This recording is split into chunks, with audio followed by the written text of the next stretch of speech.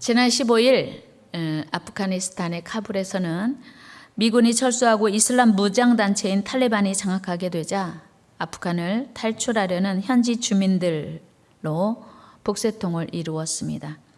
마침 미국 C-17 수송기의 문이 반쯤 열리자마자 그 사이로 비집고 들어와 폭에 앉기 시작했습니다. 발 디딜 틈도 없이 빽빽이 겹쳐 앉다시피 한 현지 주민들 670여 명, 사진이 여러 매체들을 통해서 탑뉴스로 보도되었습니다. 여러분들이 지금 보고 있는 사진이 수송기 비행기 내부 모습이에요. 사람들이 지금 그 물건들이 차곡차곡 쌓여 있어야 할 그 공간에 사람들이 탄 겁니다. 애초에 미군은 이렇게 많은 사람을 태울 계획이 전혀 없었습니다. 하지만 미군은 몰려 들어오는 아프간 주민들을 내쫓는 대신 모두를 태우고 카타르로 떠나기로 결정했습니다. 당연히 수송기 내에는 기내식은 물론 없고 변변한 의자 하나도 없고 심지어는 다리를 뻗을 수도 없는 비좁은 상황이었습니다. 그러나 그 누구보다도 발빠르게 수송기 안으로 들어간 이들은 그나마 행운아들이었습니다. 그 누구보다 먼저 움직였기 때문에 그 수송기를 탈 수 있었던 것입니다. 이 수송기 안에 들어가지 못한 사람은 발을 동동 구르다가 이제 수송기에서 매달려서라도 카불을 떠나려고 했다가 비행기가 이륙하자 떨어져 죽은 사람도 있습니다. 또한 비행기가 도착해서 보니까 랜딩 기어 속에 죽은 시신이 끼어 있었다고 해요. 그러니까 어떻게 하면 그 죽음의 땅을 벗어날 수 있을까 하고 이래 죽으나 저래 죽으나 하고 그런 시도를 했던 거죠. 여러분, 이들이 애타게 갈망하는 게 무엇일까요? 이들이 아프간을 떠나기만 하면 무언가 좋은 일이 기다리고 있습니까? 결코 그렇지 않습니다. 그 누구도 이들을 이제 이 난민들을 흔쾌히 받아주거나 먹여주거나 입혀주거나 재워주려고 하지 않습니다.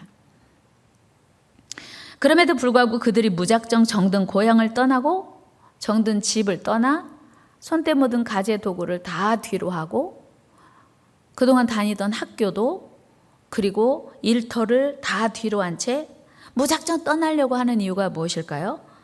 그들은 지금 탈레반이 장악하게 될 아프간의 미래가 얼마나 끔찍하고 무서운지를 알기 때문에 어떻게 해서든 아프간을 떠나려고만 하는 것입니다. 카불에 남아있는 젊은 부부들 중에는 어차피 자신들은 이제 떠날 수 없다면 어린 아기들이라도 자유를 누리게 하려고 국경에 설치된 철조망 너머로 아기들을 이제 옮겨서 미군들에게 옮겨주는 거예요. 그나마 손이 닿지 않아서 여의치 않을 때는 미군들이 있는 철조망 너머로 아기를 던지기도 했다고 합니다. 실제로 철조망 위로 던져서라도 아기가 미군들의 손에 들려지면 좋은데 잘못해서 철조망 위로 떨어진 아기들은 그대로 잘못되는 거예요. 그럼에도 불구하고 이런 슬프고 안타까운 소식이 계속 일들이 이루어지고 있는 일은 무엇일까요? 그 미군들의 그 이야기를 들어보니까 매일 저녁 울지 않을 수가 없대요. 그 잘못된 아기들 때문에. 그리고 엄마 아빠 손을 떠난 아기들이 매일 저녁 울고 그래서 미군들도 같이 매일 저녁 울면서 나를 지샌다고 하는 뉴스를 본 적이 있습니다. 여러분, 사람은 누구나 이처럼 무엇인가를 선택해야 할 순간에 기로에 놓이게 됩니다. 여러분, 우리가 그 선택의 순간마다 어떻게 하면 영원히 기쁘고 행복한 선택을 할 수 있을까요? 어떻게 하면 영원히 후회하지 않고 영원히 아쉽지 않은 그런 복된 선택을 할 수 있을까요? 오늘 본문의 주인공 라합을 통해서 그 해답을 찾아보려고 합니다. 누구나 어려운 순간을 만난다고 한다면 누구나 선택을 해야 될 그런 순간이 온다면 어떻게 지혜롭고 현명한 선택을 하고 하나님이 기뻐하실 선택을 하고 영원히 복을 받을 수 있는 선택을 할 수 있을까? 오늘 말씀을 들으면서 여러분들이 그 주인공 되기를 주의 이름으로 축원합니다. 오늘 본문의 주인공 라합은 뜻밖의 여호수아가 보낸 정탐꾼들의 방문을 받습니다. 가나안의 첫 관문이면서 규모가 제법 큰 도시인 여리고 성에 이제 여호수아가 보낸 정탐꾼들이 잠입합니다. 그런데 하필 라합의 집에 들어간 겁니다. 여러분, 라합의 신분을 성경에서 뭐라고 표현했냐면 기생 라합이다, 이렇게 표현하고 있습니다. 그렇다면 정탐꾼들이 왜 하필 기생 라합의 집에 들어간 것일까요? 그 이유는 간단하죠. 기생 라합의 집은 개인집이 아니고 가정집이 아니고 누구나 돈만 내면 들어갈 수 있는 집이기도 하고, 그리고 여리고 성 안에 많은 사람들이 드나드는 곳이어서 여리고 성 안의 소식들을 접할 수 있는 그런 유익함이 있기도 하고요. 그리고 또한 이곳은 여행객들이 머물기 위해서 숙소로 사용하기 위해서 오늘날 뭐 여관 또는 주막 쯤으로 그 여행객들이, 나그네들이 들어가서 이용하기 용이한 그런 적절한 곳이었기 때문이었을 것입니다. 또한 그 많은 사람들 중에 라합의 집에 들어간 정탐꾼들이 소문이 금세 뻗었어요. 그도 그럴 것이, 우리도 지금 외국인들이 오면, 이방인들이 오면 피부 생이나 얼굴 생김새나 옷차림에서 바로 외국인인 걸 알아차릴 수 있어요. 지금 우리나라도 아프간에서 온 사람들이, 불체자들도 많지만 한 10,000여 명 된다고 하죠. 물론 그들의 종교는 99.99999%가 이슬람이죠. 근데 우리는 그들을 보면 다 알아요. 정확히 어느 나라 사람인지는 몰라도 외국인이구나, 이걸 알아요. 근데 지금 여리고성에 잠입한 2명의 정탐꾼들도 누가 봐도 이방인인 걸 압니다. 히브리 사람인 걸 알아요. 그런데다가 지금 여리고에 가까이 온 이스라엘 백성들의 소문은 이미 파다하게 들어서 알고 있어요. 지금 여리고 동편에 있는 요단강 동편에 있는 이스라엘 백성들에 대한 경계령이 내려졌고, 성읍 거민들은 낯선 사람들이나 수상한 사람들에 대해서 경계심을 가질 수밖에 없습니다. 그런데 때마침 정탐꾼들이 라합의 집에 들이닥쳤으니 라합이 보기에도 한눈에 이 사람들이 어디서 온 것을 알 수 있는 상황이었습니다. 여러분, 그 순간, 정탐꾼들을 보는 순간 라합은 어떤 생각을 했을까요? 때마침 잔뜩 긴장을 한 채 경비를 펼치고 있던 여리고 왕은 외부의 침입자가 기생 라합의 집에 들어간 사실을 보고받았고, 이 소식을 들은 여리고 왕은 사람을 보내서 그 정탐꾼들을 체포하고자 했습니다. 오늘 3절 말씀 같이 읽습니다. 시작. 여리고 왕이 라합에게 사람을 보내어 이르되 내게로 와서 내 집에 들어간 그 사람들을 끌어내라. 그들은 이 온 땅을 정탐하러 왔느니라. 네. 왕이 이 정탐꾼들이 온 것을 듣고 사람을 보낸 거예요. 여러분, 왕이 보낸 사신들이 라합의 집에 왔을 때 라합의 마음은 또 얼마나 고민되었겠어요. 처음에 정탐꾼들이 자기 집에 왔을 때도 이 사람들을 어떻게 해야지? 그런 생각했을 법한데, 이제는 왕이 보낸 사람들이 또 온 거예요. 그리고 그들과 대화하면서 이 라합의 마음이 얼마나 망설여졌을까요? 이 사람들을 도와줘야 돼? 말아야 돼? 이 사람들을 도와주면, 정탐꾼들을 도와주면 나라를 배반하는 거고, 민족을 배반하는 거고, 또 왕이 보낸 사신들에게 사실대로 말하지 않으면, 정보를 제대로 전달하지 않으면 왕에게 비협조적인 일뿐만 아니고 자기의 생명이 위태로울 수도 있는 상황임을 라합은 충분히 알고 있었습니다. 당연히 라합은 갈등하고 고민할 수 있는 상황이죠. 그러나 라합의 결정은 단호했습니다. 라합의 선택은 조금도 망설임이 없었습니다. 성경의 기록으로만 보면 정탐꾼들이 라합의 집에 도착한 시간과 왕이 보낸 사신이 도착한 시간과의 차이는 그렇게 길어 보이지 않아요. 성경으로 쭉 이어져서 성경 읽다 보면 상당히 마음이 조급해져요. 그러니까 정탐꾼들이 들어오자마자 얼마 지나지 않아서 왕이 보낸 사신들이 도착했을 것으로 여겨집니다.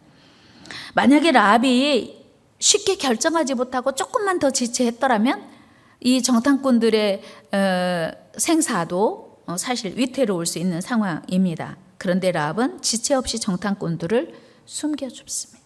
우리 4절 말씀 같이 읽어요. 시작. 그 여인이 그 두 사람을 이미 숨긴지라. 네. 그리고 왕이 사신들에게는 거짓말로 따돌려요. 그 사람들 왔었어. 그런데 바로 갔는데 아마 빨리 가면 따라갈 수 있을 거야. 아직 멀리 가지 못했을 테니까. 그렇게 그 라합은 길게 고민하고 갈등하지 않고 바로 정탐꾼들을 숨겨주고 그리고 왕이 보낸 사신들을 따돌렸습니다. 여기서 만약 라합이 여호수아가 보낸 정탐꾼들을 숨겨주는데 좀 더 지체하고 망설이고 고민했더라면 어떻게 되었을까요? 그렇게 정탐꾼들을 숨겨주는데 망설이고 왕이 보낸 사신들에게 어떻게 말을 해야 되나 고민하고 갈등했다면 여호수아의 계획, 아니 하나님의 계획은 차질이 있었을 수도 있습니다. 그런데 여러분 그거 아시죠? 내가 순종하지 않아도 하나님은 그 일에 나를 사용하고 싶은데 내가 순종하지 않는다고 해서 하나님의 일이 무산되거나 하나님의 일이 지연되는 일은 별로 없어요. 하나님은 내가 순종하지 않으면 누구를 통해서라도 그 일을 이루십니다. 하나님은 전능하시기 때문이에요. 하나님은 위대하시기 때문이에요. 만약에 라합이 정탐꾼들을 처음부터 도와주지 않았다 해도 하나님의 계획은 물거품 되는 수가 없어요. 하나님의 계획은 지금 출애굽부터 시작된 광야 40년을 통해서 지금 가나안에 들어가 정복하고 정착하는 것이 이스라엘 백성들을 가나안에 들여보내는 것이 하나님의 계획이었기 때문에 라합이 순종하지 않는다고 해서 하나님의 일이 무산되는 건 없는 거예요. 오늘 우리도 마찬가지예요. 하나님께서 저와 여러분들을 쓰시기 원하시는데 우리가 불순종한다고 해서 하나님께서 그 일을 아예 포기하시거나 그 일이 무산되는 건 아니라고 하는 거예요. 한번 같이 해볼까요? 내가 불순종해도 하나님의 일은 여전히 계속된다. 믿습니까? 우리가 하나님께 받기를 거절하고 우리가 하나님의 뜻에 불순종한다고 해도 하나님은 누구라도 역사하시는 거예요. 누구라도 통해서 일하시는 거예요. 수상궁에서 왕비가 된 에스더에게 모르드게가 이렇게 얘기합니다. 네가 왕비가 된 것이 이때를 위함이야. 그런데 만약에 네가 협조하지 않는다고 해도 하나님은 다른 통로를 통해서 일하실 테고 너는 그러면 그 일이 하나님께 불순종하는 일이 될 거야. 이런 이야기합니다. 에스더서 4장 14절 말씀 한번 같이 읽어요. 시작. 이때 내가 만일 잠잠하여 말이 없으면 유다인은 다른 데로 말미암아 노임과 구원을 얻으려니와 너와 내 아버지 집은 멸망하리라. 내가 왕후의 자리를 얻은 것이 이때를 위함이 아닌지 누가 알겠느냐 하니. 모르드게 말하는 거예요. 네가 만약에 이 일에 협조 안 하면 하나님은 다른 데로 다른 통로를 다른 누군가를 통해서 역사하실 테고 네가 우리에 협조해야 되는 것이 이때를 위해서 네가 왕비가 된 것이는 것을 누가 알겠냐 이렇게 얘기하거든요. 그렇습니다. 우리가 선택하고 결정하여 하나님의 뜻을 이루어야 할 그때 우리가 망설이고 갈등하고 고민하느라고 지체하면 하나님은 우리를 기다리실 수도 있지만 때로는 다른 통로를 통해서 일하시고 역사하실 수 있다는 사실이에요. 그렇다면 문제가 무엇입니까? 오늘 본문의 기생 라합의 지혜로운 선택이 무엇이었을까요? 그것은 바로 라합이 오랫동안 망설이거나 고민하지 않고 깊이 갈등하지 않고 하나님의 일에 즉시로 적극적으로 협력하기로 선택한 거예요. 라합은요, 이스라엘 백성들을 가나안 땅에 들여보내시려고 하는 하나님의 계획을 알고 있었어요. 그동안 하나님께서 이스라엘 백성들에게 광야에서 어떻게 행하셨는지를 다 듣고 있었기 때문에 지금 라합의 마음속에는 하나님은 살아계시구나. 살아계신 하나님은 광야에서뿐만 아니라 홍해에서뿐만 아니라 애굽에서뿐만 아니라 이 가나안 정복도 분명히 하시겠구나 하는 것을 알고 있었어요. 그래서 라합은 오랫동안 망설이지 않고 고민하지 않고 하나님의 일에 즉각적으로 협력하기로 선택한 거예요. 하나님의 일에 쓰임받기로 선택한 겁니다. 또한 여기서 라합이 정탐꾼들의 방문을 받고 오히려 이들이 여리고 왕을 그리고 여리고 왕이 보낸 그 정탐꾼들을 따돌리는데 라합이 적극적으로 일조하지 않고 반대로 여리고 왕이 보낸 사신들에게 적극적으로 정탐꾼들의 소재를 알려줬다면 어떻게 됐을까요? 다시 말씀드리면 여러분, 이 라합이 자기 동족을 생각해서 이스라엘 백성들과 이스라엘 백성들을 인도하시는 하나님을 생각하지 않고 하나님의 역사보다 자기가 속해 있는 가나안을 더 생각했더라면 그 사람들한테 사실대로 이실직고 할 수 있어요. 사실은 우리 집에 지금 이스라엘 사람 2명 와 있어. 그리고 내가 어디 숨겨놨거든? 이렇게 말할 수 있어요. 그러면 어떻게 될까요? 이 여리고 왕에게 이 라합의 칭찬받는 건 물론 어마어마한 공헌을 하는 거죠. 그런데 여리고의 영웅이 되기보다 라합은 하나님의 일에 협력하기로 결정을 한 거예요. 이런 생각 해볼 수 있어요. 정탐꾼들이 자기 집에 왔을 때 여러분들 히브리 사람들이시군요. 이러시면 안 돼요. 우리 집에 들어오시면 안 돼요. 다른 데 가보세요. 제 입장이 곤란해요. 난처해요. 이런 얘기 할 수 있잖아요. 지금 여러분들이 우리 집에 숨으면요, 저 이제 더 이상 영업 못해요. 그러니까 제발 부탁인데요, 다른 데로 좀 가시면 어떨까요? 이런 부탁을 할 수도 있어요. 그리고 만약에 정탐꾼들을 숨겨줬다가 탄로났다가는 자기 생명을 잃을 수도 있어요. 자기뿐만 아니라 자기 가족, 부모님, 형제 친척까지 생명이 위태로울 수 있습니다. 그래서 기생의 라합이 이런 제안을 할 수도 있어요. 제가 생각할 수 있도록 시간을 주세요. 그런데 만약에 시간을 줬더라면요, 이 일이 되지 않는 거예요. 우리가 어떤 일을 결정해야 할 때, 좀 시간을 두고 고민해 봐야겠어. 내가 지금 이 일을 하는 게 맞은지. 그럴 때 참 많이 있죠. 그런데 화급을 다투는 일은 그렇게 오랫동안 시간을 두고 고민할 수 있는 겨를이 없을 수 있습니다. 여러분, 그런데 라합은요, 단호하게 결정을 해요. 여리고 왕을 포기하고 여리고 왕을 협력하고 여리고 왕에게 인정받는 걸 포기하고 온 세상의 왕 되신 하나님을 선택합니다. 그리고 온 세상의 왕 되신 하나님의 일을 적극적으로 협력하기로 선택해요.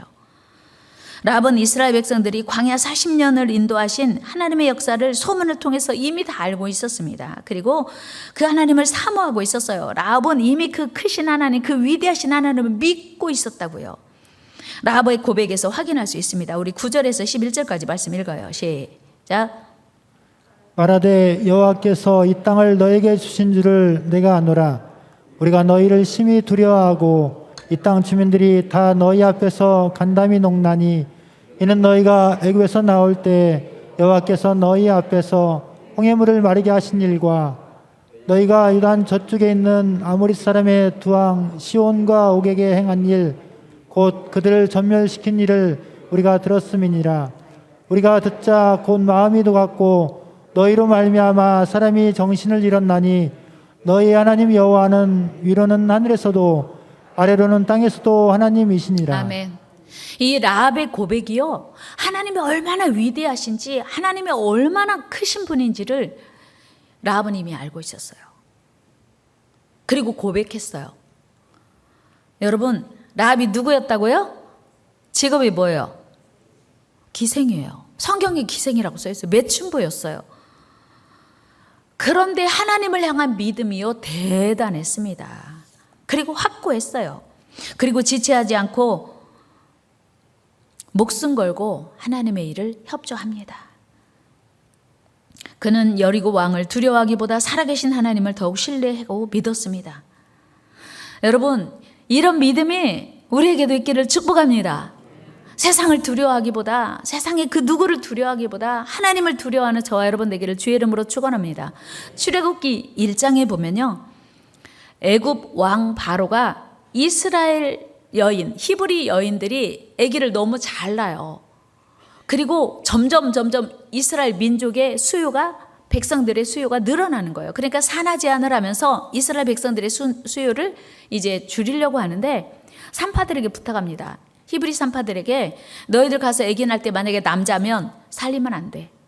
여자는 살려줘도 되는데 남자는 안 돼. 그런데 히브리 산파들이 애굽왕 바로보다 하나님을 더 두려워했어요. 그래서 생명을 주신 하나님의 그 말씀을 거역할 수 없어서, 하나님의 뜻을 거역할 수 없어서 아기들을 다 살려둬요. 그러니까 왕이 불렀네요. 야, 히브리 여인들이 낳는 아기들을 다 죽이라고 했더니 왜 살려두는 거야? 그럴 때 이 히브리 산파들이 뭐라고 말하냐면, 우리가 어떻게 할 수 없었어요. 우리가 아기를 출산을 도우려고 갔더니 벌써 히브리 여인들이 너무 건강해서 아기를 낳아버렸어요. 본인들이 아들인지 딸인지 이미 다 확인한 상태에서 우리가 어떻게 손을 쓸 수 있습니까? 우리는 어떻게 할 수 없습니다. 그렇게 거짓말을 한 거예요. 왜요? 히브리 산파들은 하나님을 애굽 왕보다 더 두려워했기 때문이에요. 출애굽 1장으로 한번 가봅니다. 15절에서 17절 읽어요. 시작. 애굽 왕이 이브리 산파 시프라라는 사람과 부하라는 사람에게 말하여 이르되 너희는 히브리 여인을 위하여 해산을 도울 때 그 자리를 살펴서 아들이거든 그를 죽이고 딸이거든 살려두라. 그러나 산파들이 하나님을 두려워하여 애굽 왕의 명령을 어기고 남자 아기들을 살린지라. 보세요. 하나님을 더 두려워했어요. 여러분, 왕보다, 대통령보다, 세상의 그 누구 권력자보다 하나님을 두려워하는 저와 여러분 되기를 주의 이름으로 축원합니다. 우리 예수님도 그렇게 말씀하셨어. 야, 사람 두려워하지 마. 하나님을 두려워해야지. 마태복음 10장 28절에 같이 읽어요. 시작. 몸은 죽여도 영혼은 능히 죽이지 못하는 자들을 두려워하지 말고 오직 몸과 영혼을 능히 지옥에 멸할 수 있는 이를 두려워하라. 네, 사람을 두려워하지 말고 몸과 영혼을 죽이는 하나님을 두려워하라는 얘기죠. 여러분, 우리 사람을 두려워하지 맙시다. 사람을 두려워하지 맙시다. 하나님을 두려워합시다. 코로나를 두려워하지 맙시다. 하나님을 두려워합시다. 코로나는 두려워해야 될 존재가 아니에요. 조심해야죠. 하나님을 두려워하고요, 사람을 두려워하지 않으면 우리 하나님께서 우리를 지키시고 책임지신대요. 잠언 29장 25절 말씀 읽습니다. 시작. 사람을 두려워하면 올매에 걸리게 되거니와 여호와를 의지하는 자는 안전하리라. 그런데 사실 조금만 더 깊이 생각해 보면 하나님의 행하신 위대한 일은 라합만 들은 게 아니에요. 여리고성에 살고 있는 모든 사람이 다 듣고 있었다고요. 다 알고 있었어요. 여리고 왕도 알고 있지 않습니까? 그런데 하나님에 대한 소문을 들었다고 해서, 하나님의 행하신 놀라운 일을 알고 있다고 해서 그게 믿음은 아닙니다. 한번 해볼까요? 진정한 믿음은 하나님에 대해서 알고 있는 게 아니라 하나님을 향한 결단의 믿음이다. 아멘. 여러분 믿습니까? 여러분 중요한 건요, 믿음이 있다고 생각하죠? 그 믿음의 내용이 뭔가를 생각해 봐야 돼요. 여러분, 믿음이 있다고 하는 많은 사람들이 하나님에 대해서 알고 있고 하나님 얼마나 위대하신지, 능력이 많은지 들어서 알고 있는 건 믿음이 아니에요. 여러분, 전도하려다 보면요, 많은 사람들이 우리 알아요. 하나님 믿고 있어요. 천만의 말씀은, 믿음은요 알고 있는 게 아니에요. 믿음은 추상적인 게 아닙니다. 믿음은 행동이 따르지 않은 건 믿음이 아니에요. 여러분, 여리고성에 살고 있던 많은 사람들이 하나님의 행하신 놀라운 일들을 알고 있었어요. 왕도 하나님의 대한 소문을 듣고 있었어요. 그런데 알고 있었지만, 듣고 있었지만 그들은 행동하지 않았어요. 실행하지 않았습니다. 그러나 기생 라합은 하나님의 행하신 그 모든 일을 듣고 믿었습니다. 그리고 망설임 없이 그 믿음으로 이제 행동을 한 것입니다. 라합의 그 결단은 이 땅의 그 어떤 왕과 비교할 수 없는 위대하신 왕 하나님에 대한 믿음에서 시작된 거예요. 히브리서 기자가 분명히 증언하고 있습니다. 히브리서 11장 31절 읽어요. 시작. 믿음으로 기생 라합은 정탐꾼을 평안히 영접하였으므로 순종하지 아니한 자와 함께 멸망하지 아니하였도다. 아멘. 말씀 띄워주세요. 믿음으로 기생 라합은 이렇게 이야기하고 있어요. 믿음으로 기생 라합은, 그러니까 정탐꾼을 숨겨준 행위가 믿음인 거예요. 여러분, 하나님이 얼마나 위대하신지를 알고 있는 게 믿음이 아니고 정탐꾼을 믿음으로 숨겨준 행위가 믿음인 거예요. 그러니까 행위가 따르지 않는 건 믿음이라고 볼 수 없다는 거죠. 여러분, 믿음은 망설이는 게 아니에요. 믿음은 갈등하고 고민하는 게 아니에요. 믿음은 결단하고 선택하고 행동하는 게 믿음이에요. 같이 해요. 믿음은 고민하는 게 아니라, 갈등하는 게 아니라, 망설이는 게 아니라 행동하는 거다. 그렇습니다. 히브리서 기자는요, 행함이 없는 믿음은 죽은 거라고 말했어요. 아니요, 죄송해요. 야고보서 기자가 말했어요. 행함이 없는 믿음은 죽은 거라고요. 사랑하는 여러분, 모세의 어머니 요게벳도 모세를 살리는 것은 애굽의 왕명을 어기는 것이었습니다. 그러나 요게벳은 왕명을 어기면서까지 3개월 동안 모세를 키웠어요. 그리고 더 이상 키울 수 없게 되자 이제는 어쩔 수 없다, 환경이 안 따라주니 포기하지 않았습니다. 요게벳은 그 갈대 상자의 역청을 치라고 하나님의 일하심을 기대했습니다. 이 역시 만일 들통나는 순간 요게벳은 물론 모세조차 죽음을 면하기 어려운 상황이었습니다. 그러나 요게벳은 환경 탓하지 않고 시대를 탓하지 않고 한탄하지 않았습니다. 포기하지 않았습니다. 요게벳은 모세를 살릴 결단을 하고 망설임 없이 갈대 상자 프로젝트를 진행하는 거예요. 여러분, 우리가 최선을 다하고 어려운 상황 속에서도 믿음으로 행동할 때 하나님이 일하시는 줄로 믿습니다. 요게벳이 갈대 상자를 이제 준비해서 모세를 태우고 갈대 상자를 나일강에 내려놓는 순간 하나님은 공주를 그곳에 보내시는 거예요. 우리가 최선을 다하여 행할 때 하나님이 일하시는 것을 여러분 기억하시기를 바랍니다. 그리고 마침내 모세는 이스라엘의 위대한 지도자로 하나님이 세우십니다. 그렇습니다. 우리 하나님은요, 우리의 결단, 우리의 용기 있는 선택을 기뻐하시고 일하시고 역사하신다는 사실이에요. 같이 해요. 하나님은 우리의 용기 있는 선택에 일하십니다. 믿습니까? 어린 소년 다윗 역시 용기 있게 선택했습니다. 골리앗과 싸우기로 결단하는 일은 목숨 건 선택이었어요. 어른까지 두려워 떨고 사울 왕까지 싸움 잘하는 용사인 사울 왕까지 벌벌 떠는 그 순간에 다윗이 나선다고 하는 것은 목숨 건 선택이죠. 다윗은요, 사울이 건네는 갑옷과 투구 대신 물맷돌을 선택한 것도 어찌 보면 목숨과 맞바꿀 만한 선택이었습니다. 그렇습니다, 여러분.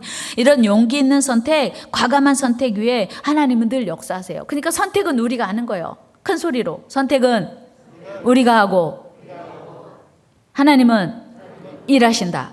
믿습니까?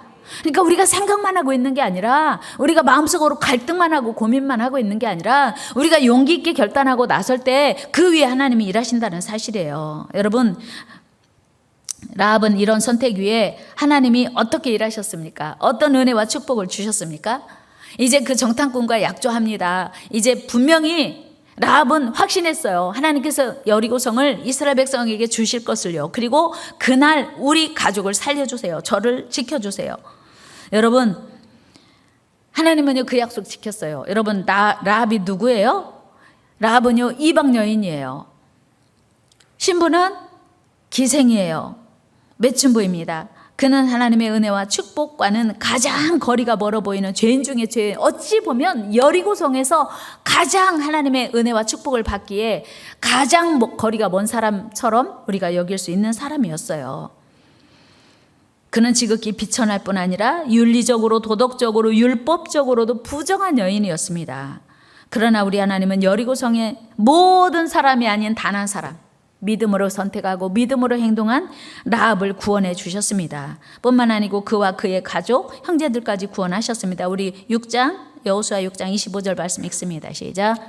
여호수아가 기생 라합과 그의 아버지의 가족과 그에게 속한 모든 것을 살렸으므로 그가 오늘까지 이스라엘 중에 거주하였으니 이는 여호수아가 여리고를 정탐하려고 보낸 사자들을 숨겼음이었더라. 아멘.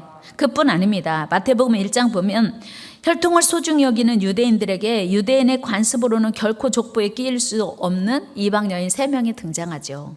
그 중에 한 명이 바로 예수 그리스도의 조상이 되는 기생 라합의 이름이 당당히 기록됩니다. 여러분, 이 기생 라합의 믿음으로 결단한 그 행동, 그 정탐꾼을 숨겨진 행동 하나로 이제 본인도 구원받고, 그리고 가족도 구원받고, 그리고 본인이 이름이, 그리고 본인의 신분이, 본인의 가문이 완전 대전환을 맞습니다. 여러분, 영영 부끄러운 이름으로 살 수밖에 없었던 기생 라합이 아름다운 이름으로, 명예로운 이름으로, 영광스러운 이름으로 예수 그리스도의 족보에 오르게 되는 거예요. 우리 마태복음 1장 5절 같이 읽어요. 시작.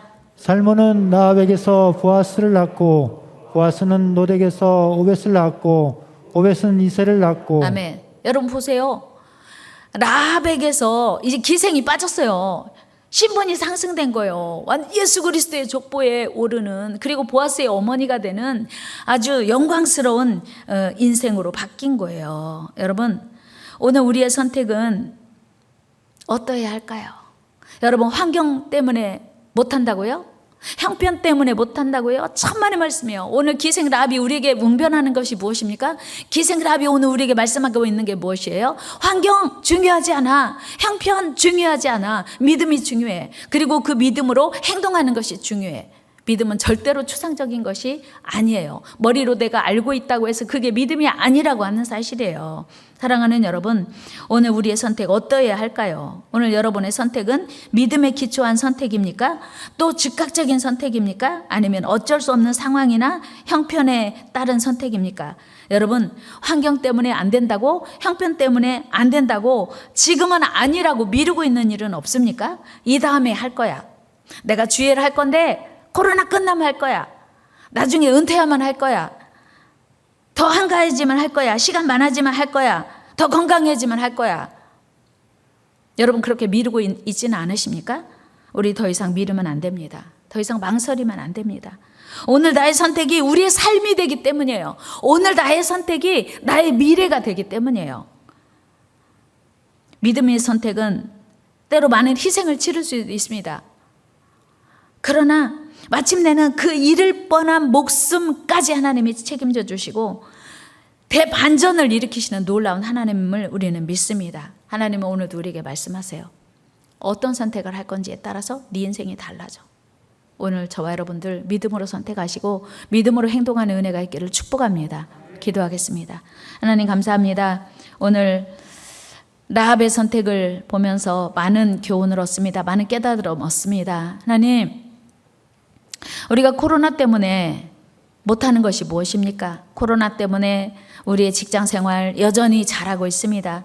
코로나 때문에 우리의 학교 생활도 잘하고 있습니다. 그런데 우리의 코로나 때문에 지금 제약을 받고 위축된 것이 무엇입니까? 하나님, 우리가 깊이 돌아보게 하시고, 하나님, 코로나 때문에 하나님의 일을 미루고 있는 것은 아닙니까? 하나님의 일을 포기하고 있는 것은 아닙니까? 우리가 코로나 때문에 아직은 안 된다고 주의 일을 멀리하고 있는 것은 아닙니까? 하나님, 오늘 회복하게 하시고, 하나님, 정탐꾼을 숨겨준 행위를 성경은, 하나님은 믿음이라고 정의하고 있습니다. 야고보 사도는 행함이 없는 믿음은 죽은 거라고 말씀했습니다. 하나님 아버지, 오늘 우리에게 행함 있는 믿음 허락하여 주시옵소서. 머리로만 알고 있지 말게 하시고 생각으로만 알고 있지 말게 하시고 아버지, 행함 있는 믿음 되게 하여 주시옵소서. 스스로 믿음 있다고 착각하지 않게 도와주시고 아버지 하나님, 보시기에 인정받을 만한 믿음으로 사는 저희들 되게 하여 주옵소서.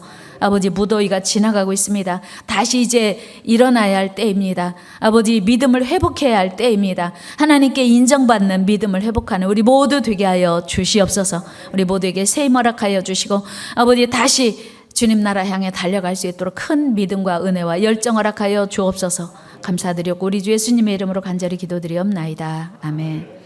우리 같이 찬양하면서 준비하신 예물 올려드리도록 하겠습니다. 나 무엇과도 주님을 바꾸지 않으리. 찬양하겠습니다.